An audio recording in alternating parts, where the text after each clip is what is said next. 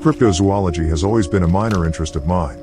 I say minor because it was something I'd only enjoyed casually. A few internet articles here and there, scrolling through a couple of pages on a Tumblr blog dedicated to it, maybe watching one of those Bigfoot documentaries. You know, that kind of interest. Nothing serious.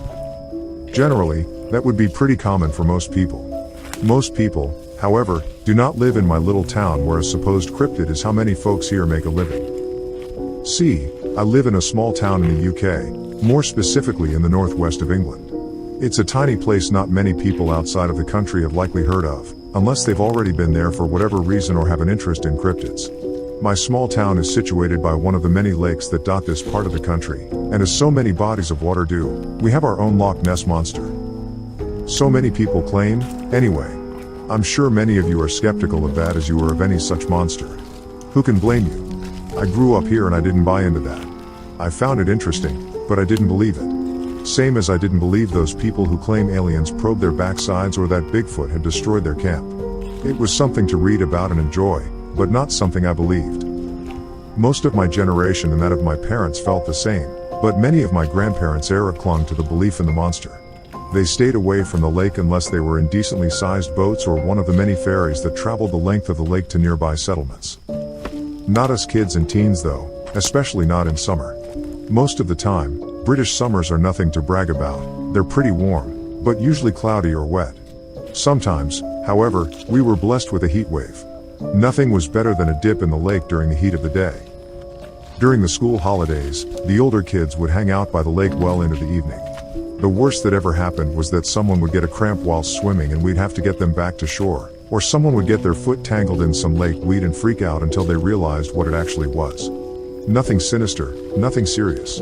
Most certainly, no lake monster.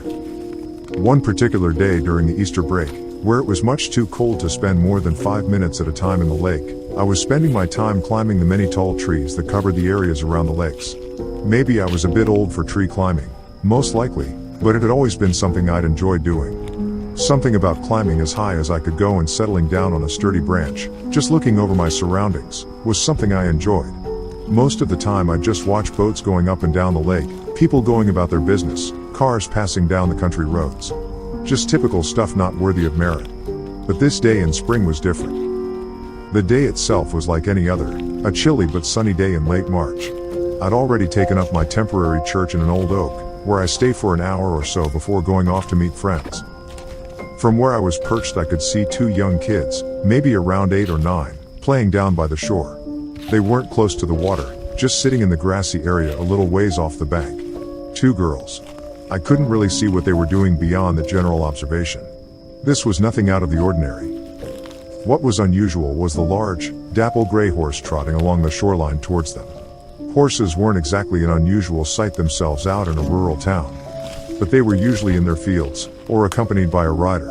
There was no one else in sight and this horse had no saddle, bridle, or any other sort of riding gear. There are no true wild horses in the United Kingdom, and the only semi-wild horses make their home in the New Forest, somewhere right at the other side of the country. That left the option of it having somehow gotten out of its field. For all it seemed weird to me, in hindsight it wasn't all that unusual. Tourists were always crossing through private land and leaving gates open.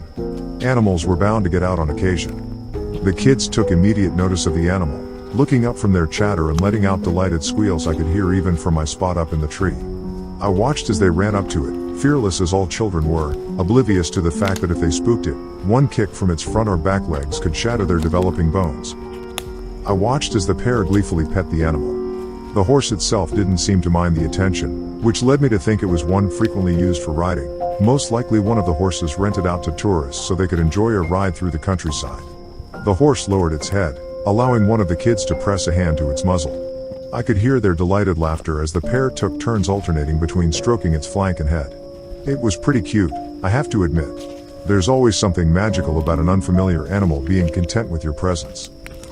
With how calm this horse seemed to be, I didn't bat an eye as it lowered itself to the ground. The pair of kids seemed ecstatic about this, climbing onto the animal's back. Not exactly safe or smart, but kids don't really think like that, and I'm sure the horse would have made it very clear it didn't want them clambering all over it if it wanted to. It was a pretty damn big horse. It took me a few moments to realize the children were no longer letting out happy squeals and giggles. They were screaming. I couldn't understand why at first, but as my vision focused more on the horse I knew. How I hadn't noticed the change, I don't know. But where once it had been dapple gray, it was now black. The kind of black that seems to absorb all light around it, distorting it. It seemed to be dripping wet. Even from my spot in the tree, I could see the tangled mess of its waterlogged mane and tail leaking water onto the ground. Its eyes were the worst of it. I shouldn't have been able to see them clearly from such a distance, but even in the dull spring sun, I could see the glowing from those sickening, milky eyes. It threw its head back, rising to its feet with the children still on its back. They were trying to get off, but they couldn't. I don't know how, and I'm sure they didn't know how either, but no matter how much they struggled and screamed, they couldn't get off of that horse. It was like they were super glued to it. I couldn't move from my spot, no matter how much my mind screamed at me to jump down and do something. Anything. I'm ashamed to admit fear consumed me. Sweat dripped down my brow as my breathing grew more rapid by the second. My heart was beating so hard and fast that it hurt. I have no proper words to describe the primal terror that gripped me, the same terror I imagine gripped our ancestors when confronted by a giant cave bear or an angry mammoth. Though where their fight or flight instinct would kick in, mine didn't. I was simply frozen.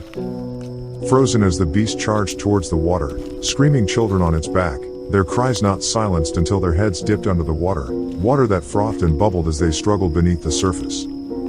Then nothing. Just an eerie stillness on that spring morning. Not even the birds sang. I think they knew. Animals just know these things. I don't know how long I sat up in that tree just staring out over the water where that horse had vanished into the murk. I don't know what became of those kids, but I know they were never found and that they never will be.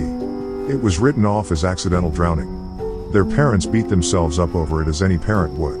Nothing like this had ever happened before in our little community. Kids who grew up around the lake pretty much knew how to swim by the time they could walk, and they knew to be careful by the water. It didn't add up, of course, but beyond that, no one could explain it. I think the parents cling to the hope that their children simply ran away or were kidnapped, so that they might one day find them again, and I can't blame them for that. I never told anyone what I saw. No one would have believed me anyway, save for a few ancient crones nobody took seriously, who frequently babbled about ghosts and ghouls. It haunts me that I did nothing, that I simply watched as those innocent children were pulled into a watery grave. I never went into the lake after that. To anyone that asked, I simply said that I didn't like the way the smell of the lake water clung to me. I didn't think I'd ever tell this story. But I still live in this town over a decade later, and last night I saw a dapple gray horse stalking along the lakeside.